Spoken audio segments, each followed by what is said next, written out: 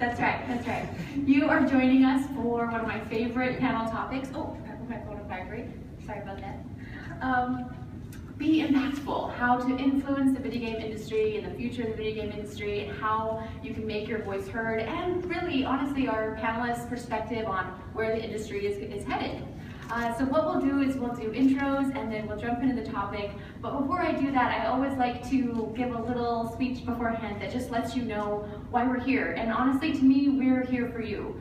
100%, our hearts are in it for you. So what that means to me is if you have a question about something that we're talking about, you don't have to wait till the end, just throw it out there, especially if it's relevant to what we're talking about and you want us to expand a little bit, or if it triggers something that maybe you're working on and it sparks a question about that, just feel free to throw that out there. I really want to make that clear that we are here for you and we're like a happy family, right? Would you guys agree? Okay, good. I kind of spoke for them, but just in case. We are officially a happy family. But yeah, so just keep that in mind. So we'll do intros, so I'll start. I'm Genese Davis. I am a host and columnist for the website mmorpg.com. I'm also an author of a video game thriller called The Holder's Dominion. I also do voiceover work for MMORPG. I'm also a moderator for Wizard World and San Diego Comic-Con and things like that. And my goal for thegamernew.com, this online movement that I created, is to bring gamers and non-gamers together, because as you guys know, as gamers, we can sometimes get ribbed by our non-gaming friends about raiding every Tuesday, Wednesday, Thursday night, or whatever it is. So that's all the things that I'm working on in a nutshell. Jonathan, what about you? Hi everyone, I'm Jonathan Wendell. I'm from Kansas City, Missouri. Right. I used to throw LAN parties right down the street here at McGuire Brothers building. Basically I'm a world champion video gamer, play first-person shooters. Been working at 5 different video games, being the highest earnings FPS game in the world. And basically from the fame of playing video games and being on MTV and 60 Minutes and Time Everything, I built a brand called Fatality Gaming Gear. So I basically make products for gamers and help grow the esports scene by kind of being a Johnny Appleseed going around the world spreading gossip about esports and how much it's blowing up. I love that. I love that. Rob.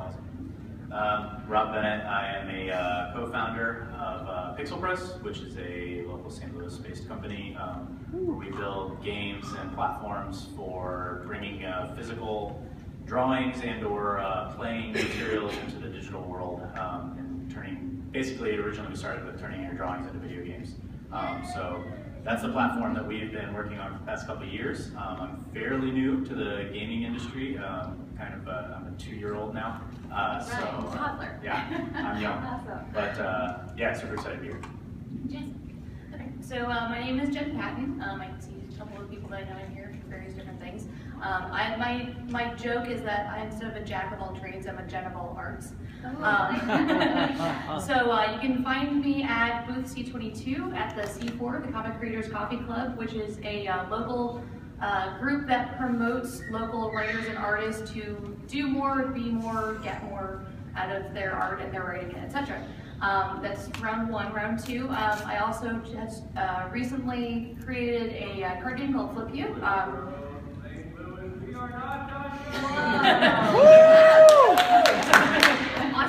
Awesome. Flip You is a 2-sided card game that we actually just kickstarted back in September. We just recently got all of our backer rewards to them last month, so hey, it's complete, it's awesome. And then one of the big things that I'm also going to talk about today is I work for BJC Healthcare. I'm what's called a learning technologist, which means nothing to you because I had no idea what that meant either. But basically I'm a developer for instructional design, so my big joke is that I make flash games for the hospital. We'll talk a little bit more about that in a bit. Awesome. Borrow the microphone. Hey everybody, my name's Matt Raithel. I've been a game developer for now 12 years. I started doing work-for-hire game development, meaning that companies like Activision and THQ and others would hire our studio, our little band of brothers that we got together to make games, to make their games, to bring their ideas to life. So this includes blockbusters like My Little Pony Party of One. I got a little Sam costume, by the way. always say. Oh, that's awesome, yeah. And other things like we made games for Nickelodeon forever, making like Dora the Explorer, Ni Hao Kai Lan. We worked with Transformers. We worked with properties like Ben 10 and others for Cartoon Network. And we had a great time doing this. It was really fulfilling. It was great to work with all those really well-known brands. But now we do just a little bit of that, and then we do some of our own development now. One of the things that I'm going to talk about is how you can use your community, sources like crowdfunding to help bring your own ideas to life, because we're doing that right now. So we do a little bit of that work for hire by day, and by night we work on a game called High Jump, which is a 2D side-scrolling kind of sci-fi shooter. Has a little bit of inspiration from my roots, like Contra, Metroid, old NES games, trying to bring those to the modern era, adding some online multiplayer, some other fancies to it. So that's me in a nutshell. Awesome. Yeah. Well, what we're going to do is I'm going to ask you all to share a personal story of why you want to impact the industry, why you strive every day to impact and push the video game industry forward. Because honestly, it usually is, from my experience, it usually comes from a story of passion or a story of change. I know that that's true for me personally. 12 years ago, I started my first online game, Final Fantasy XI. Any Final Fantasy fans out there? Yes, okay, awesome.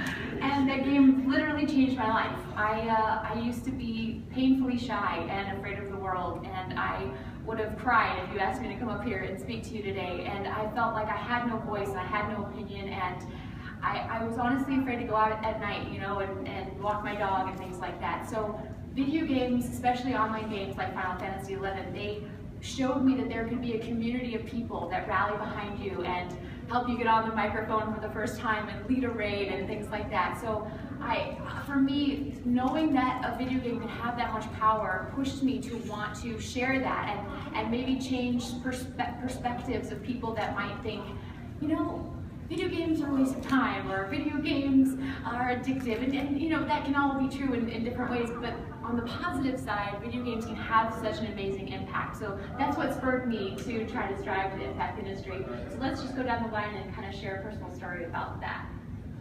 Well, I guess playing my video games professionally for for a good 8 or 9 years, traveling the world, I kind of took initiative to spread the gossip of esports. So going around kind of like destroying the stereotype of what a professional gamer is. A lot of us, a lot of times we get categorized. We're not social. We're not. We don't have good hand-eye coordination. We're an outcast to the society of like gaming. So for me, I had to go and defend. Because we're killing people in this virtual world, so we're very violent people. And so I tried to tell them how competitive it was, and how much similar it is to playing a traditional sport. You're still competing against someone. You still got to train and hone your skills. And basically, esports was just blowing up right in front of me since I was living the dream of playing video games for a living. So basically, I just went around the world, kind of educating people and defending esports. And you look at today, you have like in League of Legends Finals giving away $5 million, and Dota 2 giving away $12 million last year. And esports is just blowing up out of all proportions. And I would like to think, there's a lot of work from a lot of us in the community just going around, placing that seed. I mean, even just 3 days ago, Joe Rogan was like a UFC commentator, and he was totally fascinated by Twitch TV just 3 days ago. He didn't even know about it. It's 5 years ago or 4 years ago when it launched.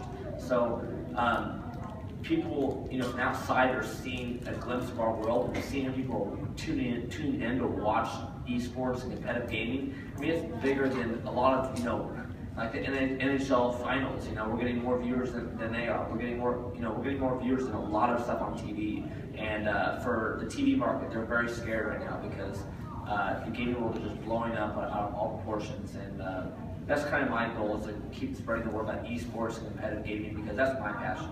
I'm a competitor and been a champion at 5 different games, and I love the competition that gaming brings to all demographics. You don't have to speak English or Chinese or German or Swedish. You can speak any language and play the game, and the play on the field does the speaking itself. So, That's awesome. Yeah, we started Pixel Press as a company because we wanted to make video game creation, and I use the term video game lightly, it's more level creation for video games to be accessible for everyone. When we were kids, like a lot of gamers, in the 80s playing NES games and stuff, there was not a lot more that you could do but just play the games. Building games was you know, an intangible thing for obviously a lot of kids and a lot of people in general. Not nearly as tangible as it is now or accessible as it is now. So drawing games on paper and you know, sitting down drawing Mario levels and drawing Metroid levels on paper was something that a lot of us did as kids. You know, it was a lot of fun. I have no worries of me doing it. My co-founders felt the same way. We put together this concept where, okay, we're going to take those drawing concepts and actually let you take a picture with a device and turn that into a video game. So that's what we did, and we set out to do that. And the way that it has impacted the kids, we do a lot of community outreach and work with kids a lot, and go into schools and let them use our software. And it's become actually a program in a lot of schools around here and actually around the country, where they teach video game design 101 using Pixel Press, using our original floors, our original software that we did. So being impactful with kids is a huge thing for me. With my son is super into video games. He's 5 now. His name's Parker. He's out there. But there he is. And he's super into video games, and he's you know, he's kind of his own quiet guy, like a lot of us were when we were kids.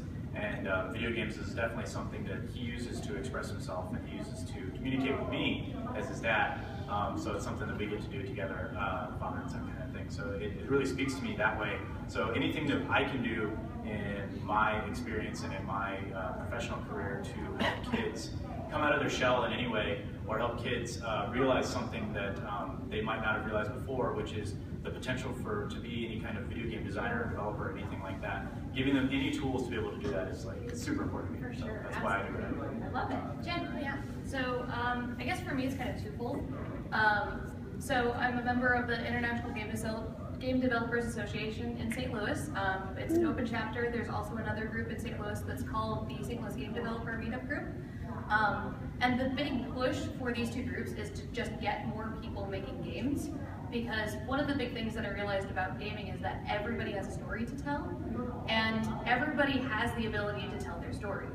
So I think it's very important to have more promotion of more people. If you're interested at all in playing games, by all means, absolutely make them, because everybody's got a good idea, everybody's got a great story. And I'm just very, very pro everybody pushing and making their own games and being their own developers. I think it's very important. The second thing is that since I work for the hospital, one of the key goals that we have, especially, you know, why am I making Flash games for the hospital? Why is that? So the reason is because, you know, I don't know if anybody remembers when they first started working, and then you had like that either weird sexual harassment video, or maybe that like, hey, we're gonna put you on the computer and you're gonna go through this training. Just click next all the way through it, and then click submit, and then you're done. But you don't remember anything out of that. You don't remember anything. It's like, I don't remember any of that stuff. So what our department specifically does is that we take content that's very, very important, like environmental health and safety, or like when we had the Ebola outbreak, we had a lot of information for that. And you need to get that information out there, not only just to get it out there, but to get people to remember it. And you know, if you're playing a game, you know what up, down, left, right, B, A, start means. But hey, I mean, that's from, you know, what, 15, 20 years ago? Something like that, but we still remember it. So that's the thing about gaming, is that gaming helps you remember it. Like, because you're doing it yourself, it's sticky. Like, you actually remember these concepts. So we're applying those sort of concepts to learning. Instructional design and instructional development, gamification is huge in the industry right now. Everybody's trying to figure out how to make games, how do we make games, how do we make games. And it's a bunch of people that like have really good ideas, but they don't necessarily know how to develop them. So that's where we come in as game designers. We can actually develop these to make it sticky and to get people to remember it, because our core goal is that if the doctors and the nurses and the staff can remember this, then that's going to be better for our patients, because if they don't remember it, then how are they going to use it? I love that. Awesome. I love that. Matt? Our company, we started in 2004, just like we call it like a garage band. because we started down in Springfield, Missouri, just most of us fresh out of college. And we wanted to make games, but we didn't really have a lot of direction for what we were going to make. So the question about how we're making an impact was kind of a tough one for us to answer, because we didn't really necessarily set out to like make an impact or change the world. Like, we just wanted to have fun and make games. But the opportunity to us presented itself to us when we started getting approached by some of these bigger brands, bigger companies like Nickelodeon and Disney, because they wanted to kind of, with the rise of the DS at the time, it's like 2005-ish, I guess, 6. They're like, okay, so let's see if we can, now that there's more tactile means for interaction with the stylus and things, we make more games for kids. And not just like 8-year-olds, but like a 3-year-old. Like, can we make a game for a 3-year-old on the DS? And so because we've been working with them on some older games, they came to us and said, you know, can you help us with this problem? Like, can we make something fun for a preschooler again? And so, you know, it wasn't like the guys in our studio and gals were going home and, you know, playing, like, watching Dora the Explorer all the time. It's just like, you know, we started having some kids of our own, and it started to give this like higher purpose to, okay, maybe we can make cool, like, memorable games for a 3-year-old. Like, maybe it's a thing that we can get good at. And so we started doing it. Like 50 games later, you know, we look back and we saw that we did do something really right there. We found a nice little niche where we could be, you know, the best at something. And so that kind of fast forward to what we're doing in St. Louis now with our studio Graphite Lab, and we've carried that learning on to the mobile space. So we've kind of taken everything we've learned from making games for young kids, and we've tried to apply that to mobile games. We had some cool opportunities to work with Apple to develop their kids space, and are carrying some of that learning forward to some other mobile platforms. So that's kind of what the by day stuff. Like, the reason we're investing so much in Hive Jump, our own idea, is because we feel like we can make an impact on the gaming scene in St. Louis by making a game for ourselves that we would enjoy, that we would want to play. So we're kind of trying to feed both of those interests, and I think that duality can be there. Absolutely, absolutely. I love that. I always get this question from so many audience members that see a need and they don't exactly know how to fill it, or they see something missing in games. For example, some games, they only have a default character creation screen for a male, you know, and maybe some women are like, oh man, I wish there was a character default screen for a woman and I could create this class. And so if there's someone out here that they see something that they want implemented, right? But they're not sure how to go about it. And any of you can jump in, that's next down the line. What's the best way that, you know, we as an audience, we as gamers, as passionate creatives, maybe we don't know how to program a game, so we can't just jump in and make our own game like Jen just suggested, but we want our voice heard. Say something nicely. How? Yes. Like, in what ways? In what ways can we? No, we've done a lot of crowdfunding with everything that we've done thus far, and we've been fortunate enough to be in the press quite a bit with what we've done. So we've gotten a lot of internet fodder and things out there. You get a lot of comments, and so we actually take a lot of time to sit down and read through all the comments and make sure that we're taking the things that people are saying into account. We actually have mini team sessions where we'll sit down and go over comments that people have given us, whether they're kids or adults, it doesn't matter. Almost to the extent where we say, whoa, we need to stop like just trying to implement everything everyone says. Because you can't do that, but you can take the public's perception of what they think needs to be in the game and be open about it, and be open to the idea to implement it. We are. The only thing I can say about that, though, is that we do, when you get in the public like that, you do get people that aren't super nice on the comments, and that isn't helpful because that just gets ignored. So, honestly, if you want to make a difference and you want to be vocal in these forum spaces, do it in a constructive way, and it actually is useful. That's good to hear that developers actually take the time to read the comments. Oh, yeah. I saw Jen, I saw you nodding. Oh yeah. Do you? So I would say that I'm actually going to get your question first because I saw you. Okay. This is a question for those of you who've done crowdfunding. Sure. Recently, with games like Ukulele and Koga Igarashi's Bloodstain. What do you think the impact of like older veterans going to Kickstarter will be on the industry? Like just people leaving the big machines of the bigger corporations and just like, I'm done with this. I want to be able to do what I've always wanted to do.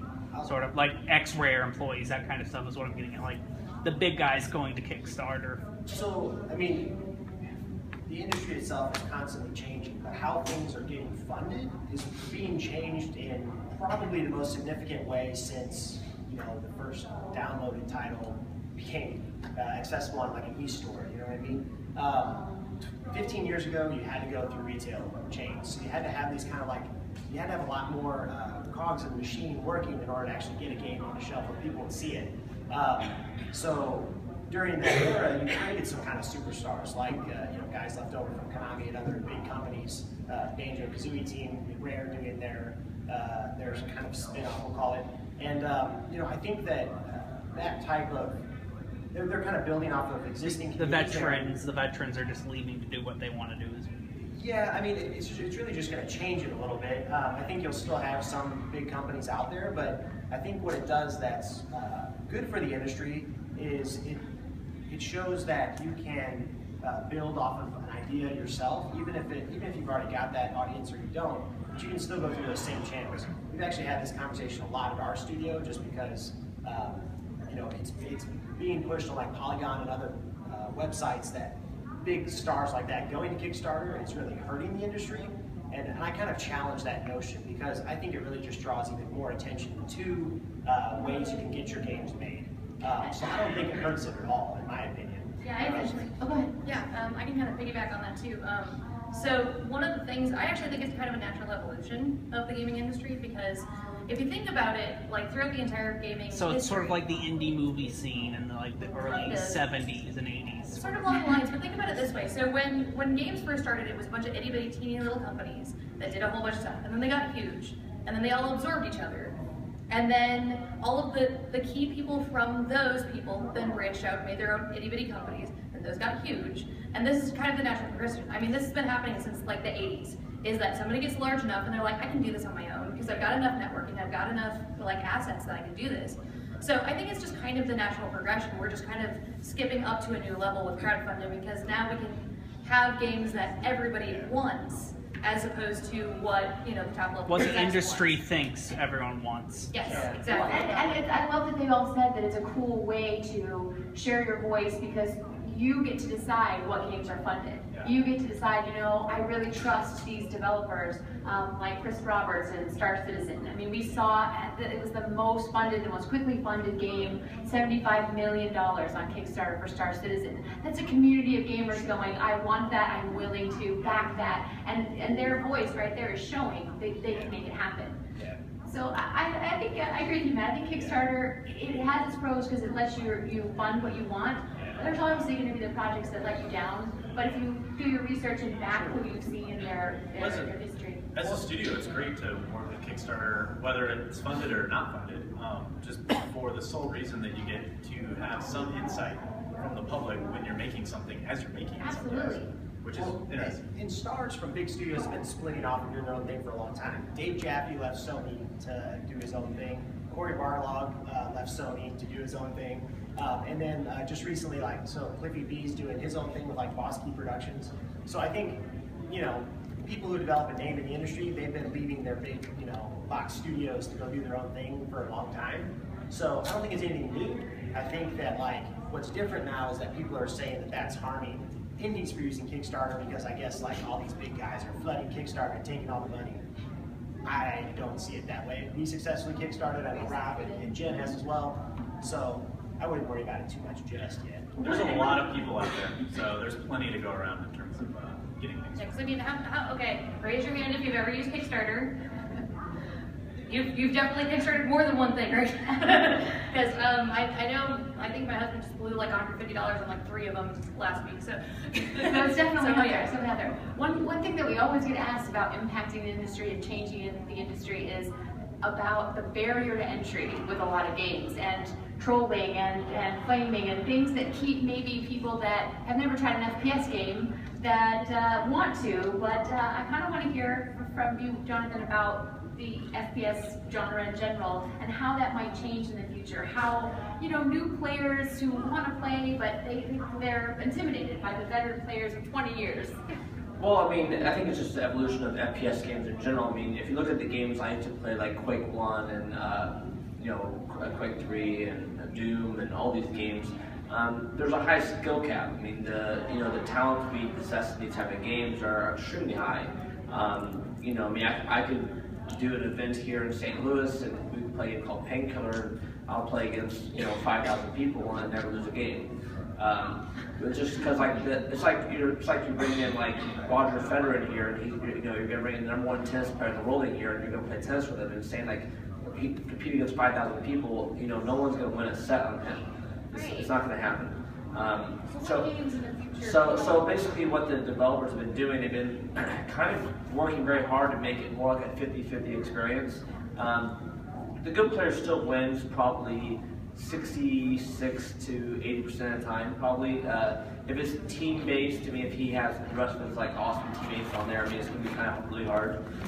But they're trying ways to make it more easy. I mean, Titanfall I told you about before was where they made the game where they had this game called attrition, and you really don't have to kill another person. You just actually kill the boss, and you're doing help for your team.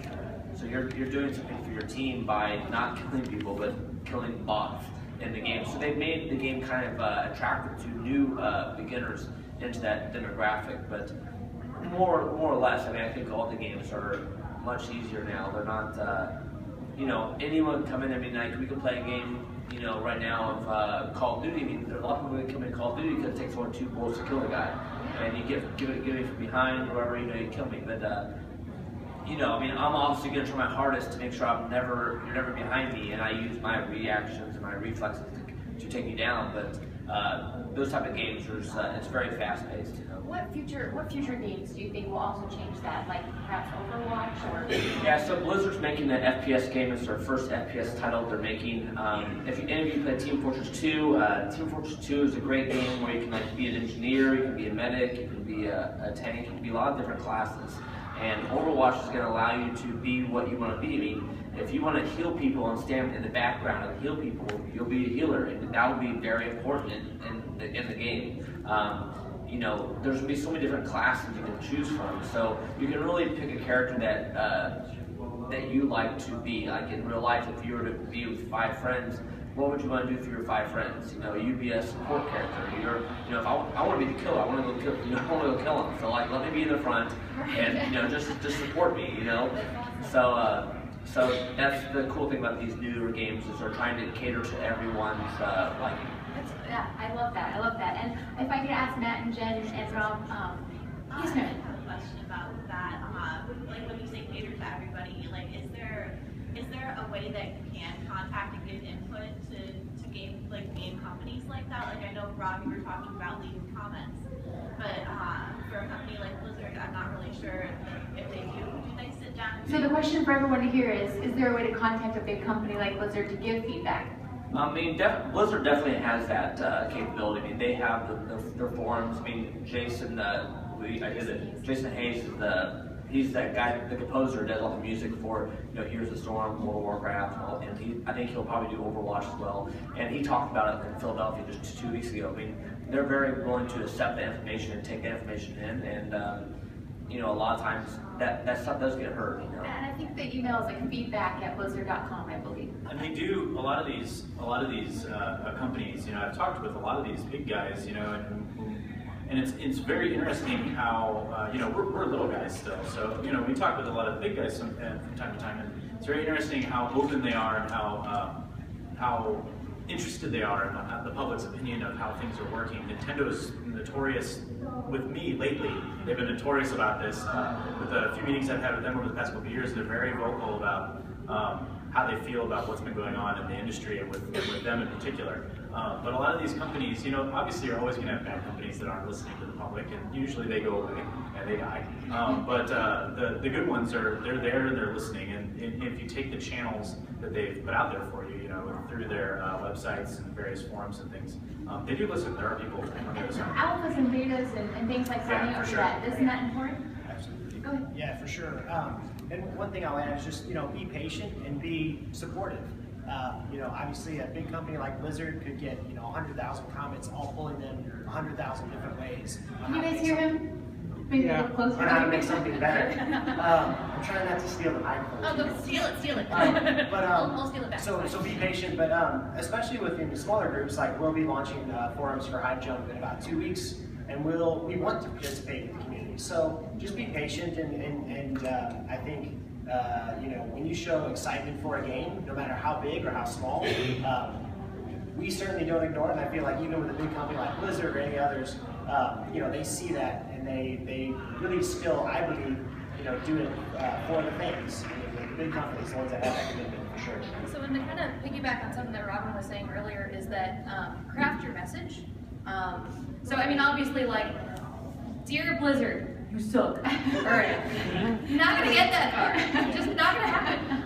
But, specifically, like, if you're saying, I would like you to have this, give them the reasons. Like I wouldn't give them like a white paper on the full research of why you should do this, but specifically I would like to see more female characters because I feel underrepresented, and it's like I fell in love with this character, and this character that you guys have, and I would like to see more of her here. And I'm obviously the women in games is a big topic right now. And I do actually see a lot more game companies coming in and saying we need more female characters in order to represent, but also we need more black characters in here. We need, how cool it would be to have a trans character in a video game. I would be ecstatic, but that's me. So, I think just craft your message and really just say, here are the reasons why I believe this, and if it comes across professionally, then I think they're going to take it more seriously. And if there's any writers out there, I can speak to the writing side. If video games always need narratives. They always need backstory and lore for various species that you create, and weapons and environments. And so you can be the change you wish to see. I know it sounds cliche, but it's really true. And especially when you're submitting your writing samples, if you're wanting to intern as a writer, or you're wanting to apply for a Blizzard or an indie game studio, if you have your samples that say, I played your games and I love this, this, and this, but then I also see an availability to add this character or this environment. And it's a way to show that you're already taking the initiative to be the change and implement what you want to see without hammering down about the game. And a lot of these large companies, I think there's sometimes this misconception that they're just designers and programmers and that's it. And it's just not the case. A lot of them are over more than that. They're marketing, they're writers, there's just a ton of different people and needs out there in the video game industry, and I think sometimes that gets washed over in a lot of conversations. Absolutely. So we're always asked about the future of online games, console games, and technology as a whole, and VR, and how that's going to impact the industry. I mean, I know I have a lot of people that ask, our PC's going to take over consoles, our consoles going to take over PC, will they always exist? Our mobile game's going to take the lead and everything else disappear. So as developers and in the medical field and educational field, how are video games, how do you see the future? And we'll start with Matt. Just, I guess, real quick answers. I think there's going to be a lot of blending and shifting. Konami caught some attention 2 weeks ago, I think. And we worked with Konami in the past. We did Ben 10 with Cartoon Network with Konami. Good friends of ours, we talk to them frequently. But they made a very alarming decision to cancel a lot of their big properties and focus just on mobile. So some companies will take that route. They're going to say, we see the future of gaming as being, being game ready at all times, very accessible. So we're not going to focus on a desktop rigged up at home. We're not going to focus on a console hooked up to a TV. We're just going to focus on that gaming system that's in your pocket. Others are going to embrace the retro, the old school, what we love. I mean, right now we're making Hive Jump and we're pushing it to PC for Steam. We're not making it for mobile because we want to play it on our PCs at home. And maybe we'll get to consoles, but we're going to start with the PC first because that's what we want still as gamers. So not everybody's going to go leap after any one thing, but I think you'll see it kind of overlap a little bit over the next couple of years. And Jen, with VR or medical and education field? Well, so there's, for us personally, there's a very big shift in, I would say instructional design is probably about 5 years behind, probably about 10 years behind the heavy game industry, and about 5 years behind indie and etc. So right now, Like most people still use Flash, and if you know how to use Flash, you are gangbusters. You are like the top-notch sort of thing. But a lot of HTML5 and a lot of mobile is really starting to get its ground and really starting to run. But of course, ultimately it comes down to what is the need of that product. So one of the big things that they're talking about with mobile learning right now is you don't want to just do your annual mandatories. I mean, you could do that on your mobile and it would be okay, but you've got smaller space. You've got, like, if you were doing a simulation, pretty hard to do it on a mobile phone. So I would say it ultimately depends on what is the goal of your product, because obviously you can't play World of Warcraft on your phone because there's too many hotkeys, I can tell you that right now. So ultimately I think it's just going to depend on what is the need, because right now everybody can get onto a computer and everybody can do their learning and then everything's fine. But there is a big push currently right now to get what's called just-in-time training. So less like, here's a little module, you're going to learn this today. Instead of doing that, they're pushing more towards, if I'm a nurse, what I would really like to do is have on my phone a list of all of the common medications that I might need for this particular disease. And that way I can just pop it up instantly, I can double check all of my information, and then I can go. Interesting. Because they are, like, the health and care industry is ultimately about speed more than anything else. So. Interesting. Rob, do you have any thoughts on VR, the future of video games and consoles, PC? Yeah, I think in general it's going to be an amalgamation of a lot of different things. And I think it's going to be very much dependent on context. And some things like Microsoft's the glass interface for iPad, for tablets and things like that, interfacing with the console. And I think there's going to be a lot more of that going on over the next 10 years. All of these things working together, and all these different devices working together, and then a lot of games working with the fact that there are multiple platforms and there are multiple people wanting different things for different platforms. So being able to make games work on multiple platforms, but not just crowbarring and cramming them in, actually catering them to the platform and the context that needs to be. I've been really surprised lately with some of the engine support.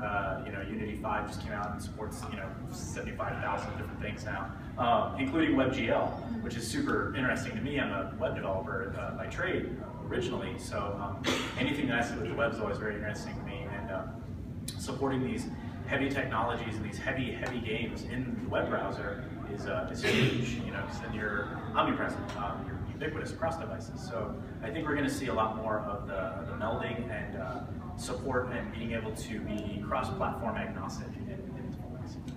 There's a question. Yeah, I got to demo the Oculus Rift this past winter, and with their commercial release next year, do you see a lot of developers embracing this new device?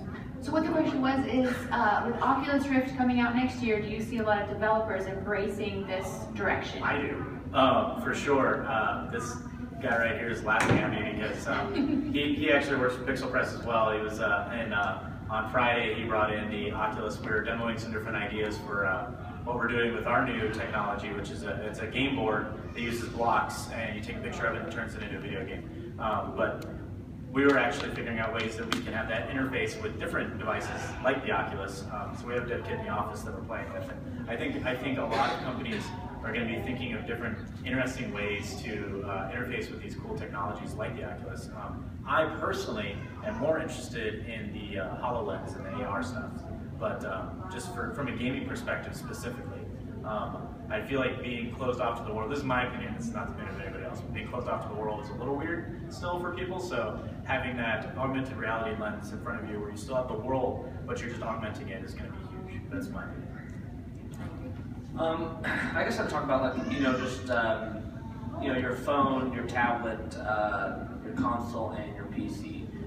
The way I look at it, I'm sure all the game developers know, but it's like, when I play games on my iPhone or on an Android device, most of the time I'm only trying to play a game for 3 to 10 minutes. It's kind of a short span of fun and so forth, but it's like kind of my quick fix. When I go to an iPad, I actually do feel more enriched feel to it because I'm disconnected from my phone, I'm playing more rich graphics, and I feel like I have more options. Then I go to console, I'm playing on a controller, I'm more like laid back, sitting on my couch, wherever, playing the game, and I'll sit there for 30 minutes to 60 minutes. I think the gamers who are playing consoles eventually want to be pushed a little farther, and that's why I love sort of about PC gaming, is because I feel like it's the end game where everyone wants to get to, because it's so much more richer of content and possibilities and flexibility and customization, and it's like for me the PC is like the ultimate platform to sit in front of and game on. But I play on all the devices, but like, I'll play Vainglory or, Hearthstone or Gin Rummy or Soccer Stars or 8-Ball or whatever, just to kill like 5 minutes.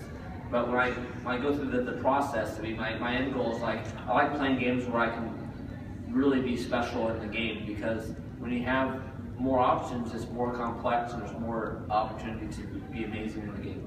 How far out do you think we are for VR to be a part of all gaming, and even just everyday life, where you can have your, whatever device, and you can project your rainforest when you want to see your rainforest, or you want to step on Mars when you want to, in your guys' opinion, just throw out a number. How far are we? Oh, before it completely takes over, 20 to 30 years. 20, 30 years? Absolutely, because I think that right now... Mike, grab the mic. 20 to 30 years is my bet. Price is Right style. Jen? I'm actually going to go a little bit further. I would say 50, just because the technology is there, but we're at our very, very, very baby steps of this, I think, right now. And the augmented glasses and stuff, because I'm pretty sure nobody in here has a Google Glass right now, unfortunately, because the screen's like this big. But Google Glass, that idea has been around since the 80s. So it's going to happen slowly, I think, because you're going to have to introduce an entire new subset of information to people as well. And I think it also just depends on the marketing and on the profits and all of that stuff, kind of catching up with it too. Interesting. 5 years. What? What? 5 years? I like that better. No. We're almost overhead. Moore's Law, 5 years. I see it being more widespread if the big boys, which they are putting a shitload of money behind it, excuse my language. We're looking at probably 2 to 3 years before we have realistic, viable hardware. Wow. And then I would say 5 to 6 years before it's actually being ubiquitously used. So Oh my goodness. Oh my goodness. I saw a hand. I wish it worked. To the developers, okay, that I actually work for a local software development company that is in the everything that Jen has said has been pretty spot on. With our experience, it's a local company that we do medical devices, but we also have a large software interface where we're actually doing 3D modeling. And what we're actually doing is we're modeling the inside of a person's heart so that the doctors can do procedures to help with arrhythmias and things like that. And so the skills you're learning with, say, we use OpenGL for all our graphics. We have video mixers. We have scene graphs within our software. One of our developers used to work for Electronic Arts. He worked on The Sims 2. Now he works in a medical device company. So just because you're working on a game development, don't think that will not have applications in kind of more traditional, more serious industries, but it can really be a boon for the local community, because we need more developers here, because we want to do it here. We don't want all the business to go other places. I like that you said, I like that even if you're working on a game, don't think you're not making an impact on several genres. I really like that. I think I saw a hand over here. I don't want to miss it. Oh, yes, sir. Mainly a question for Matt. I program as a hobby, and I was kind of curious what programming languages do you use on DSs and other platforms and such, and then what programming language do you usually use for computers? So the question is about programming languages. Sure. So we started on the Game Boy. We wrote our own engine, Game Boy Advance C++. It was a hack-together thing that made, we did a port of chess, checkers, and backgammon. That was the first thing we put on a Nintendo platform. We evolved that a little bit, but everything stayed C++ based until maybe 5 years ago. We wrote a cross-platform DS and Wii engine internally as well. It was all C++. But now that we're doing some mobile stuff, we're working a little bit more in Unity. C# comes in a little bit more. We haven't done anything in Objective-C, like straight to the iPhone or anything like that. But all those are still very relevant skill sets for sure. I'd say that one thing that's changed for us is we used to do everything in-house because like getting to the DS and still getting to the DS requires a little bit of in-house work. But give it a year or two, the DS is still pretty viable, where I think you'll see some of these big platform developers, maybe not Unreal, but certainly Unity, I know has been rumored to be looking at the 3DS as their next expansion. Awesome. We are technically out of time, but we absolutely can have you guys come up afterwards and connect with us. Yes, sir, real quick? Like, I know my brother's done like holograph video calls, so to speak, but like he works for Discover Garden with his networking and all that, but how far off would it be to where you think you would see like Oculus virtual chat tables, so to speak, like with merging with Facebook? Oculus merging with Facebook? Was that the question? I couldn't really hear it. Yeah, Virtual chat merging with Facebook. Yeah, like a virtual reality chat. I don't think that would be too far off, really. I mean, it just kind of comes down to, like I know there's the tabletop simulator that's up on Steam right now. I mean, it's basically just taking that concept and then porting it over to Oculus and then setting up a network for it. So, I mean, hey, if you want to do it, go for it. Go find somebody to help you out with this. We welcome you all to follow us. We're all on Twitter and Facebook, and you can find us. I think all of our websites, GeneseDavis.com, Fatality, I believe.com, Pixel Press. ProjectPixelPress.com. Project Pixel Press, Jen. You can find me at JENRPA.com. Also, if you look up C4 Comic Creators Coffee Club, you can find me through that too. And Matt? GraphiteLab.com or HighJump.com. Can I just give all of you a round of applause and my panelists? Thank you so much for joining us. And thanks, Genese, for moderating.